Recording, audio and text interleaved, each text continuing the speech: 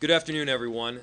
There has been, over the last several years, one key component that there is broad agreement on throughout City Hall and in the community, and that's this concept of safety beyond policing, recognizing that not every single interaction needs a police officer with a gun, recognizing the importance of a comprehensive and integrated approach to public safety where we can pair individuals with expertise in certain areas with the specific circumstances that are happening on the ground.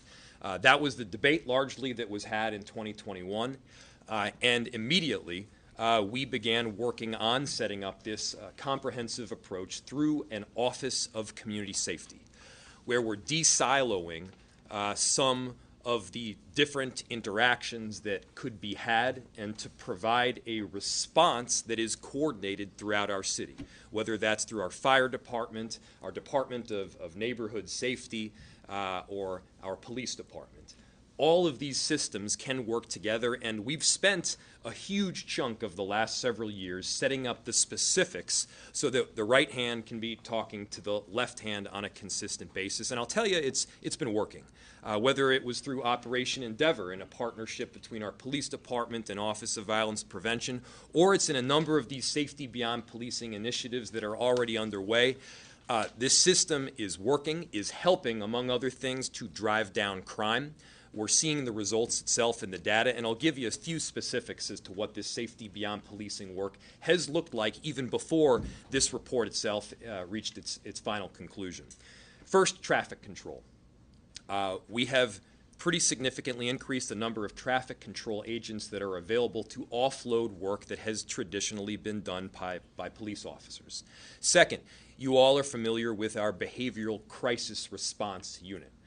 That is a unit that through both the 2023 and 2024 budget will be rolled out 24 hours a day, 7 days a week in all 5 precincts. Now, we want to make sure that we're not just doing this quickly, but doing this right, and so we want to make sure that people are trained in, that they're ready to go, that they understand that difficult interactions require a very delicate and specific response, and we're moving in that direction right now. Safe Stations, which is a partnership between our health department and fire department, provides a safe haven and refuge for people who are suffering from opioid addiction in our fire stations themselves.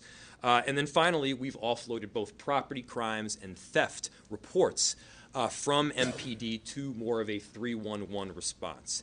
And the purpose here is twofold. One, again, it's to provide a unique expertise to the specific circumstances that are happening on the ground, whether that's a firefighter or a mental health responder.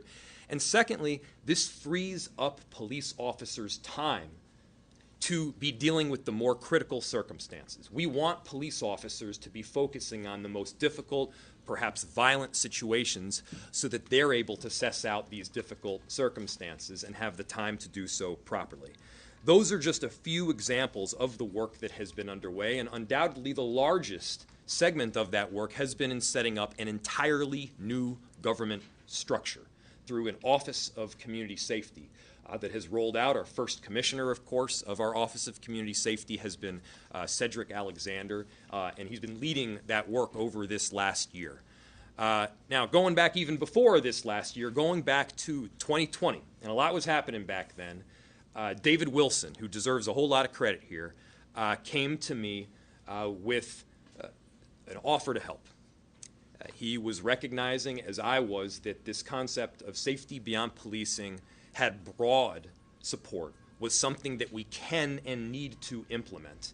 And he had a relationship set up with Dr. Antonio Oftelie, who had been doing this work both from an intellectual and educational perspective at Harvard University, but was also had some very key experience as a monitor of a consent decree in Seattle. We met with Dr. Oftelie. We were very much accepting and excited about, we're very excited about the services that he could potentially provide in producing a roadmap that brings us to additional safety beyond policing in a comprehensive way. Now, fast forward several years, we are now on the verge of rolling out Minneapolis Safe and Thriving Communities Report and Recommendations, which you should have before you. This is a report that is over 100 pages long. I could use the word comprehensive again, but I think I'd be pretty exhaustive. This is a report that includes a roadmap for where we ultimately need to go. This is a report that shows us where we need to go, and it's not going to happen overnight. In fact, it's not going to conclude the work even over the next couple of years. This is a long-term plan that we want to get going on in the immediacy. These recommendations and this roadmap for getting where I believe we need to go. As always, there are budget considerations.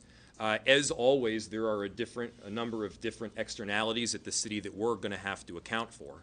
But we feel strongly that this report provides us that roadmap for where we need to go. And I'm so appreciative both of Dr. Oftelie for producing this report. Thank you so much to have this expertise at the city, and this kind of roadmap is of critical importance. And the Commissioner, Cedric Alexander, for his work as well. And so I'm proud to stand here with some council leadership. We've got our council Vice President Linea Palmisano, who's been leading on this work for quite some time, and Councilmember Member Vetaw, who's our head of the Public Safety Committee. She's ready not just to give a speech here, but talk about it, but to act on it too. This work is going to require deep collaboration between my office and the council, and as I mentioned earlier, this is an area where there is full-on agreement. Now, right now, this comes at a perfect time because we are on the verge of this budget process for 2024. In the immediacy, we can look to how some of these recommendations will fit into this next year's budget, and we can start planning for the allocations that are going to be made in the future as well. As you may recall, the last year's budget was the first biennial budget that we put forward, with the hope of getting some of the more significant recommendations in that first year and projected out towards the second. This will require an additional influx of dollars, some of which you've already seen, to, for instance, expand BCR work. And you've seen that throughout the 2023 and 2024 budget already. This will require additional people to help manage this work in the middle and long term. And so I want to stress and emphasize again, this is not going to happen overnight, but I'm very pleased that we are moving in the right direction. And Dr. Oftelie will tell you this is an audacious proposal here.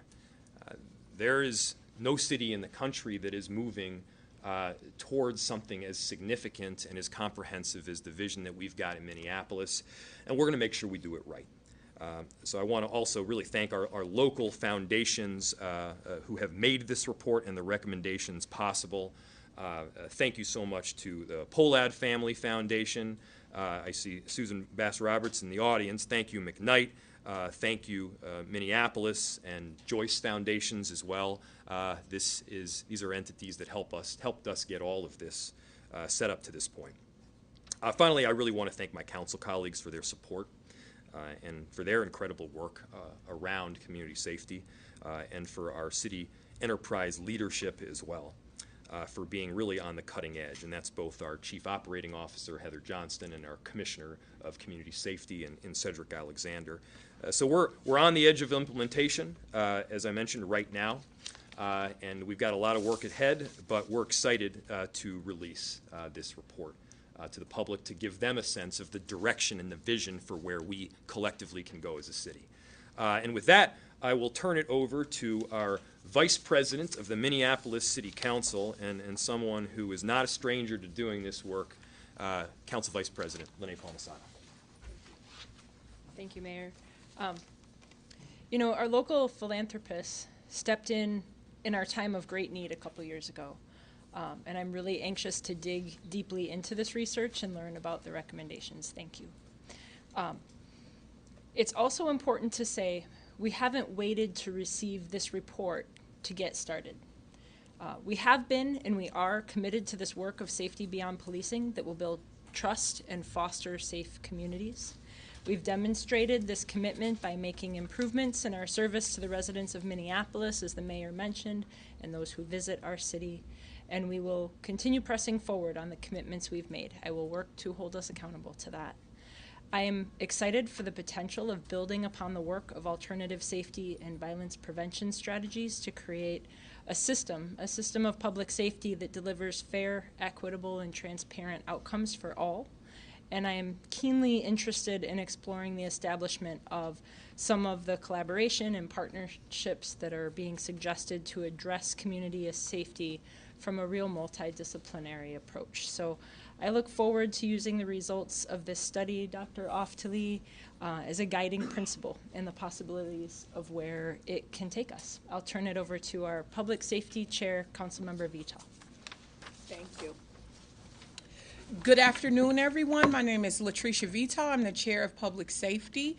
I'm here today just to say we are excited about this report and the opportunity to begin the work with the Mayor's Office and Dr. Oftelie and also Dr. Cedric Alexander. I would say that this is probably one of the most anticipated reports in my committee. Council members are committed to this work. We're ready to roll up our sleeves and get started. And I just want to end by inviting you all tomorrow to my committee meeting. Tomorrow at 1:30 is the Public Health and Safety meeting. Dr. Oftelie is going to be giving us his report in that committee. We're going to learn a lot. We're going to get excited about it. I would love to see you all there tomorrow, and hopefully I will. Thank you. Good afternoon, everyone, and thank you for being here with us this afternoon. Let me begin by saying the Office of Community Safety is now charged with leading this work, and we are pleased to have the Minneapolis Safe and Thriving Communities Report as a guide for us. I also want to again thank our philanthropic organizations who made this analysis and report very well possible. By investing in this thorough evaluation of what safety can look like in Minneapolis, those organizations have helped create our roadmap to evolve community safety. I also especially want to thank our nonprofit partners who work tirelessly to provide services which are critical to our city's violence prevention and intervention, as well as alternatives to policing efforts. The community has and always will be the integral part of community safety. These nonprofit partners, in collaboration with our neighborhood safety department, provide services in important areas of need. For an example, medical, mental health, and youth violence prevention, among others. A great example is our behavioral crisis response teams. We understand the importance of having trained and unarmed mental health professionals respond to certain situations rather than armed law enforcement. And we know these professionals have the unique expertise and ability and training and experience to help people in crisis, which is necessary for our city to be safe. The Office of Community Safety is committed to building our existing alternative initiatives and growing programs that are preventative, responsive, and restorative. Programs that center around collaborating with the community to stop the root cause of violence. A lot has been discussed and documented about the Minneapolis-Sullivan Agreement with the Minneapolis Department of Human Rights and the announced findings of the U.S. Department of Justice. Our city must innovate and transform how we serve and protect our residents and visitors. This work will complement the recommendations from the Safe and Thriving Communities Report. This report is another guide which we can use to transform public safety in our community here in Minneapolis. The Office of Community Safety is fully committed to learning from other places and national leaders, such as recommendations made in April of this year from the President's 21st Century Task Force renewed call to action, which I had the honor of being a member of. Thank you again to everyone who contributed to this great project and providing these strong recommendations. We look forward to learning more about Safe and Thriving Communities Report. We are all looking forward to it and the possible future implementation of these recommendations. Thank you. I'll now turn it over to my friend and colleague, Acting Chief Operating Officer Heather Johnston. We're going to have a council president. Oh, Council We'll President. have our Council President Andrea Jenkins first, followed by Heather Johnston. Good afternoon. My name is Andrea Jenkins. I'm the president of the Minneapolis City Council. Thank you, Director Johnston, for allowing me to speak now. And, you know, I just want to offer my gratitude to all of the funders who supported this project, but most importantly to Dr. Oftelie, who is a Ward 8 former resident anyway. We're really proud of that. But, you know, as I was reading through the report, I was struck by the language that I have been using since the uprisings and the fact that we have to create a continuum of public safety. It cannot just be our MPD in blue, but it's going to take our entire community to work together to bring this vision to fruition, this vision of transformation, which has also been a word that I have been using since the beginning of this conversation, and we see it all throughout the report. We have to transform public safety in our community, which means we have to work with our community groups. We have to have these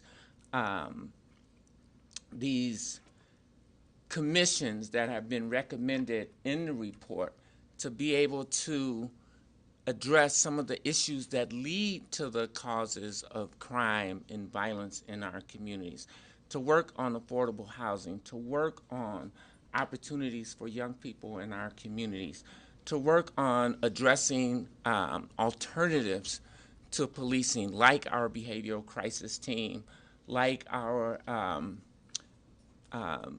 community and violence interrupters.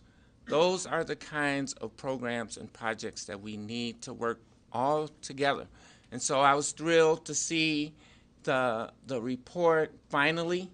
I think it's going to be an opportunity to transform public safety, not only here in Minneapolis, but throughout the country. And so I'm really thrilled to roll up my sleeves and get to work on implementing this plan, and I'm looking forward to working with all of you in our community to do the same. Thank you so much, and I will now turn it over to my friend and colleague, Heather Johnston, who is our interim COO. Thank you, Council President. My name is Heather Johnston, and I'm the Interim City Operations Officer overseeing the Office of Public Service. The Safe and Thriving Communities Report offers a comprehensive roadmap to address community safety in Minneapolis, including safety beyond policing work. Fortunately, we have many initiatives that are already underway here in the city of Minneapolis. Over the past few years, many departments have worked together to identify alternatives to policing, shifting some functions away from MPD to serve the community more comprehensively. The Behavioral Crisis Response Team that was piloted in the Department of Performance Management and Innovation, formerly called the Office of Performance and Innovation, in partnership with 911, is an ongoing program to expand 24/7 service to all 5 precincts in 2024. These teams have been very successful, and we're moving that into the Department of Neighborhood Safety in the Office of Community Safety as a permanent part of the city's approach to community safety services. PMI is also actively working to embed mental health workers in 911's call center. In addition to this work, these departments have, including PMI, have worked closely with 311 and the Traffic Control Division of Regulatory Services to identify additional calls to be addressed by our non-sworn staff in the Office of Public Service. In the 2023 budget, the city funded an additional 9 positions in traffic control. This proposal came forward after traffic control experienced an increase in service requests of 10 to 15% year over year, with time-consuming complaints such as abandoned vehicles that require multiple visits by police, increasing 33% in the past 5 years. These are requests that no longer need to be responded to by police officers. The 311 Service Center has also been an integral part of reducing the workload on MPD, with residents now able to fill out all non-urgent reports online or over the phone, reducing calls to 911. Reports such as theft and lost property can be taken by a 311 operator. Under the new executive governance structure, the work of the Health Department's Violence Prevention Team was combined with other initiatives to create the new Department of Neighborhood Safety. Our Health Department continues to be committed to addressing the root causes of violence in our communities and addressing disparities that can lead to negative outcomes. The report underscores the importance of improving health outcomes in the community as a critical piece of the equation for preventing violence. The Office of Public Service has been actively engaged in finding innovative and collaborative service approaches to improving public safety, and we look forward to working in partnership with the Office of Community Safety to implement many of the recommendations in the report in the future. With that, I'm going to turn it over to Dr. Oftelie. Good afternoon. My name is Dr. Antonio Oftelie. I'm Executive Director of Leadership for Networked World at Harvard University and a lifelong Minneapolis resident. Grew up on the south side of Minneapolis on 28th and Lake area, so this is near and dear to my heart.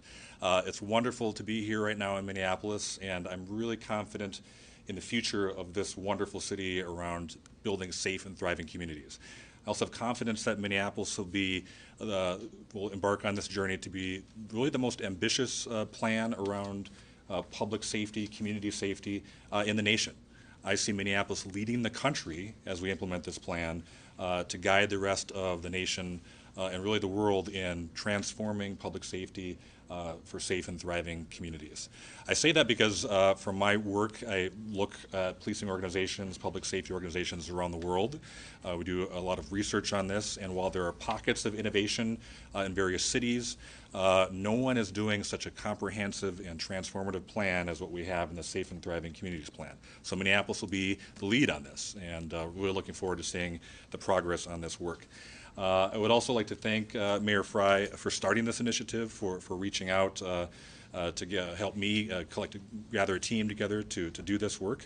Under the mayor's leadership, along with the visionary city executives that were part of this work, and a very supportive city council, Minneapolis is really now poised to start building this future of community safety. The Safe and Thriving Communities Plan looks at public safety and community safety very holistically. Supporting individuals, families, and communities with 3 types of services, very broadly, that you can read about in the plan. The first set of services on that continuum are preventive services, things that Minneapolis has already been doing, some things that have really led the way. We're going to really augment that and build that up to have more upstream services, as we call them, that help build community safety and prevent crime and disorder from happening in the first place. The second major category of work is around responsive services to real-time and urgent needs, community safety needs that happen in communities. This includes sworn officer response as well as other forms of alternative response that can comprise that responsive type of service. And lastly, there are restorative services. These are what we call downstream services after perhaps a crisis happens in a community to help that community with trauma, to rebuild, and to have resilience and build the capacity for resilience over time. So a key strategy for all of this work will be combining these 3 types of services, the preventive, responsive, and restorative, into an ecosystem. Now, it's kind of an academic term, but really essentially what we're saying is knitting together these services, integrating them in ways that we can get to the root cause of challenges and problems in the community, and we can work with community to co-produce new solutions and services that can help individuals and families and communities feel safe as well as to thrive. As the report will show as you read it, a big component of this work is all of the infrastructure underneath it. That includes things like developing new operating models around community safety, modernizing 911, having more information sharing, better communication across agencies and services, and bringing those together in a way that's very holistic. Lastly, and of course, as we mentioned, this initiative comprises a real transformational vision. As the mayor said, it is somewhat audacious, and I think Minneapolis can embrace that. We can do reform in Minneapolis of core policing while also innovating and transforming for the community, and we can hold both of those and make progress on both as we move forward. In many ways, this is answering the community demands for a new public safety operating model that delivers fair and equitable and transparent and valued outcomes. So the North Star for this plan really is transformation. in achieving an entirely new value proposition, new levels of legitimacy and trust in community safety and in government broadly, and fostering safe and thriving communities across the city. So with that, I will turn it back to the mayor, and I think we'll be open to some questions as we move forward as well. Thank you. Again, I want to thank Dr. Oftelie for all the work on this report. This was no small endeavor, and we're really appreciative of the work that's also to come. And with that, we'll open it to any questions. I have a question. Go ahead. It's a legislative question, probably for the mayor and council leadership. So you've got the MDHR stuff and DOJ, which is separate from this. I understand that, but that's going to cost a lot of money. Estimates anywhere from 5 to 15 million. Nobody knows. How much is this going to cost? How much more staff will you need? And where does all this money come from? So I'm happy to start off with an answer, and certainly if council members want to chime in, they're certainly welcome to as well. I've stated already that the consent decree itself is going to be expensive if we're going to do it right. This is something that not only should we do, we're legally obligated to do, and so that is a route that we're marching down. And to your point, Jay, we also do have a tight budget. Not tight is in the 1990s slang, but tight in that we don't have a lot of money. And so we're thank you for that. Yeah. You know, first of all, we're going to find some creative ways to do this right. We have received monies from other jurisdictions at time. We have a model that is going to be in place to receive additional monies from other organizations, both governmental and non. And I also believe that these are directions that the city wants to go collectively, and that people are willing to spend money on getting a comprehensive safety system right. Do I have an exact figure right now on how much this is going to cost? I'll be honest with you, no. Millions for sure. Millions for this particular implementing this report, and also millions of dollars for implementing the consent decree. You know, you pay for what you get, or you get what you pay for. And we're going to be marching down the route. Now, obviously, there's some hard decisions that are going to have to be made along the way. And we understand that. Any idea how many more employees, staff you might need for all of this, or is that still to be figured out? We imagine at the end of the day, years down the road, yes, there'll be many staff that are added. I mean, this will be managerial. This will be the people that are actually the boots on the ground to do the safety beyond policing work. And we're going to need, certainly for the consent decree, people that are engaged to do compliance and auditing, et cetera. And so collectively, yeah, it'll require additional staff. I wish I could give you a figure on that, but Council President? Oh. Yeah, I will just chime in a little bit and say that, you know, as you guys all read into the report, you'll see that a lot of it really depends on community members to help us bring this forward as well. And so fortunately, we have a number of community groups and organizations that are poised to be a part of this work. Groups like the Community Mediation Team and other community members that are going to help us to bring this vision into fruition.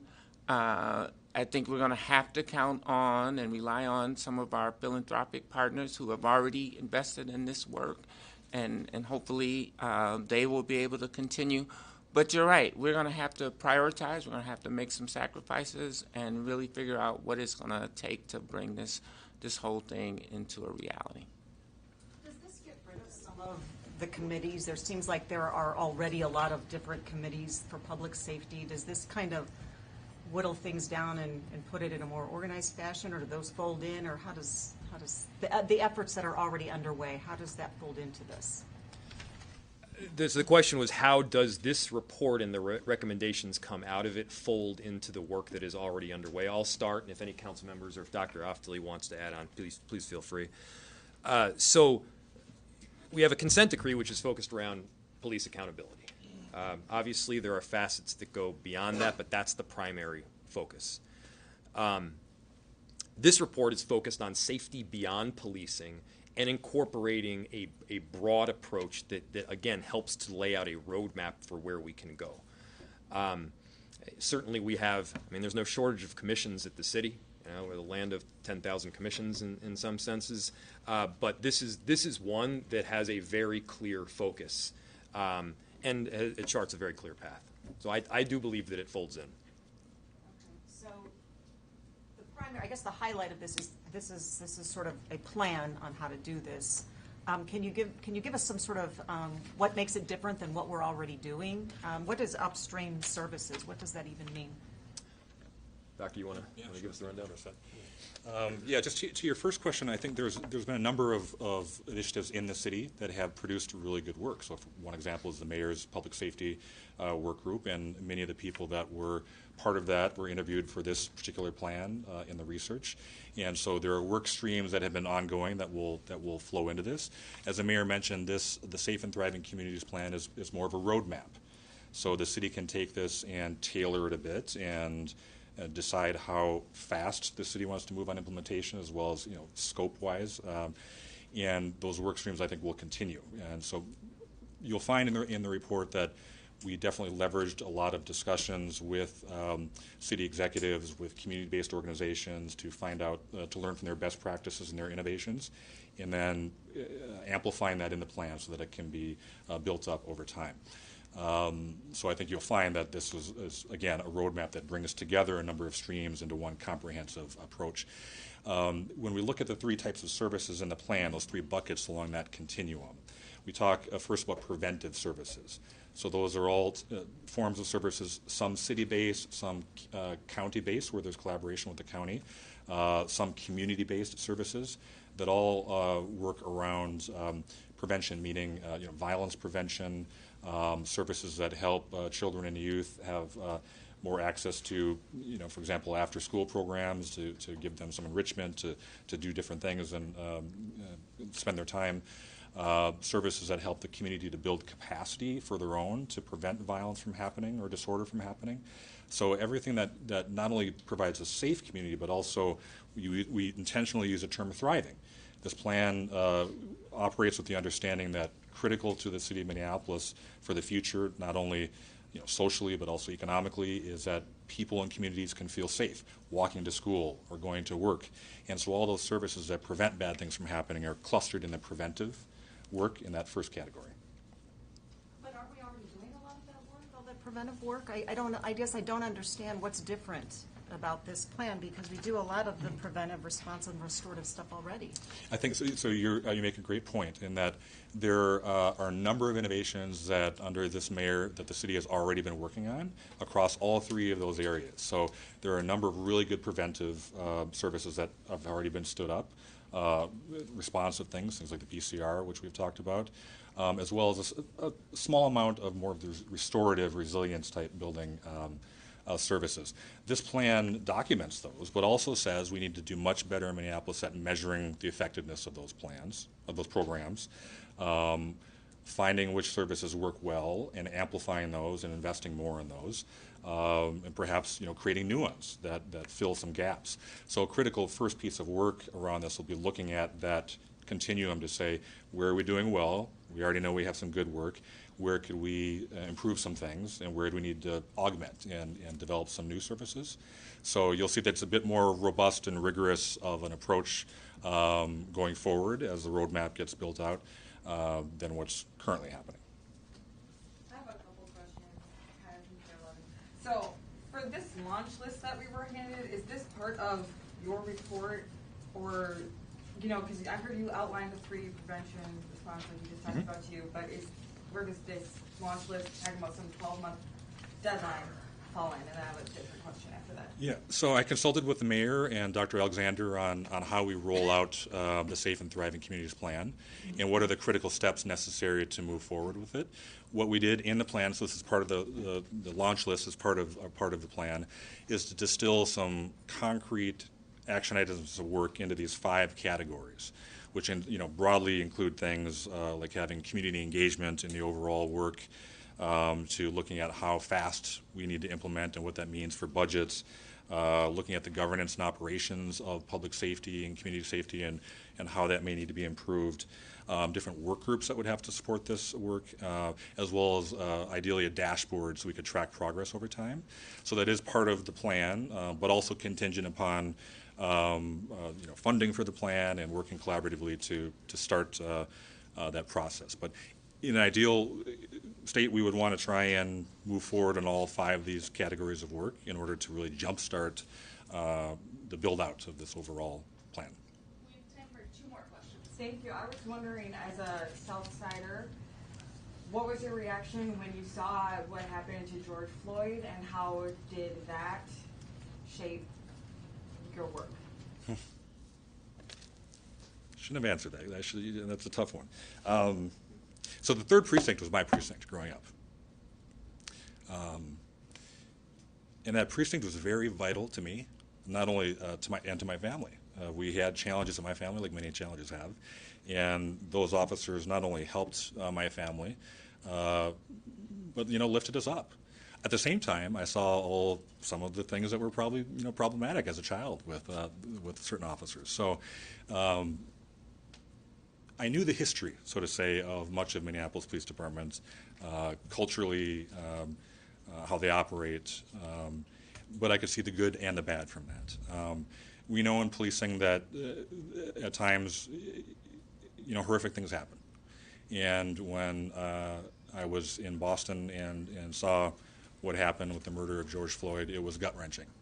And it really hit me hard.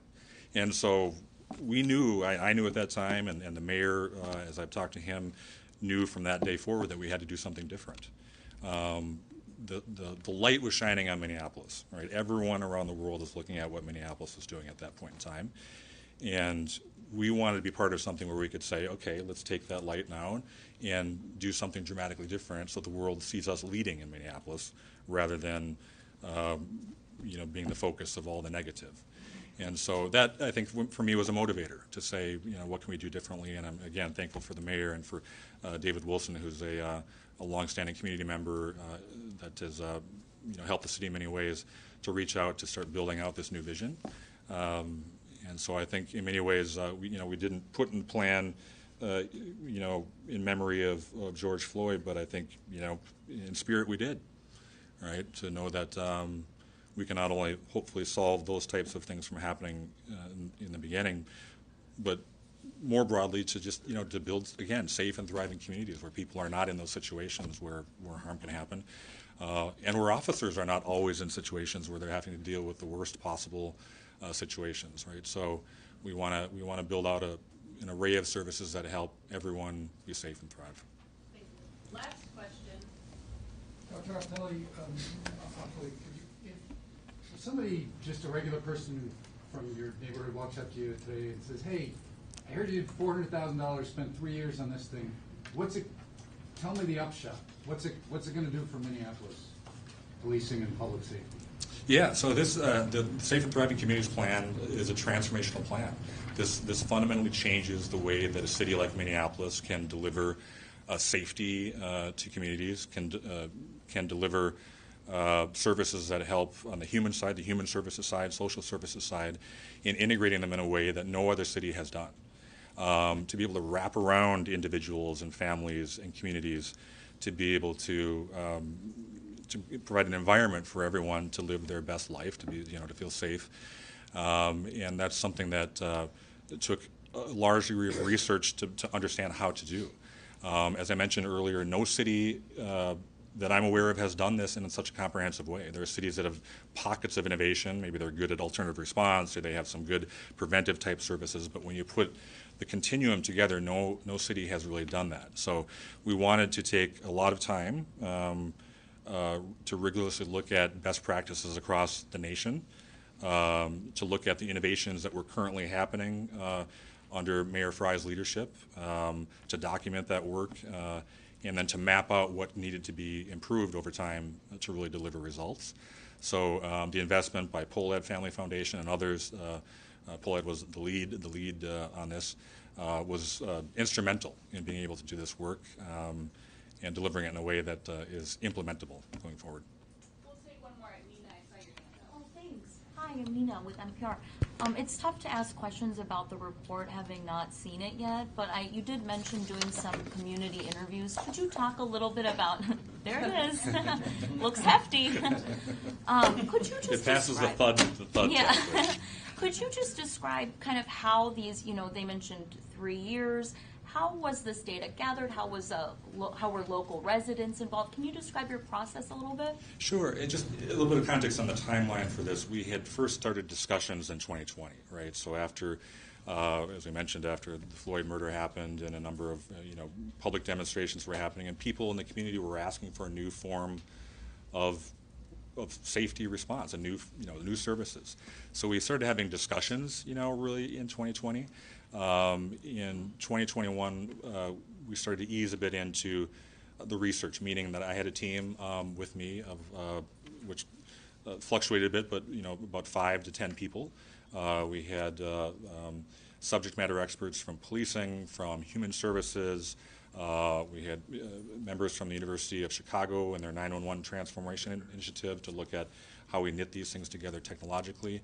So a number of people that we brought in to understand, as I mentioned, what's happening across the country around best practices, but then also looking a bit more academically from a research perspective on, what does it take to actually build systems change like this? What's the theory of change around all of this? As well as third, looking at what's currently happening in Minneapolis. And a subcomponent to that was doing a lot of research with community members, with agencies and organizations doing the work. So we don't have the exact number, but we conducted probably more than 150 sit-down interviews with key service providers across the city, key community-based organizations, to better understand from them, what do you want to see in the community to create safety and help people thrive.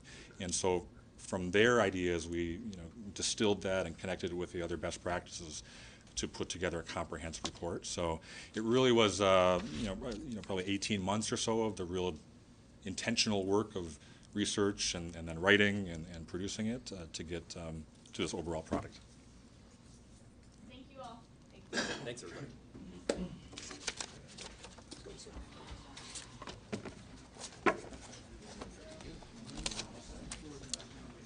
I think that's a news person's.